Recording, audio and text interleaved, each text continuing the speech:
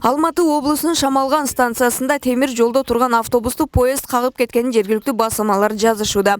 Окуя күн мурун кечинде болгон. Окуяга күбө болгондордун айтымында 67 жүргүнчүсү менен бара жаткан автобус поезд келе жаткан маалда рельсте турган.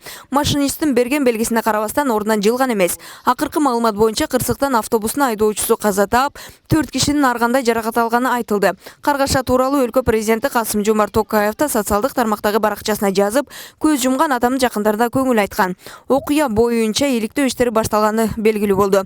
Ал эми Казакстан темир жол ишканасы машинист автобусту көрөрү менен сигнал берип, поездди токтотууга аракет кылганын белгиледи. Бирок аралык өтө жакын болгондуктан маалында токтотуп калууга мүмкүн болгон эмес. Ишти транспорт прокуратурасы өз көзөмөлүнө алганын кабарлады.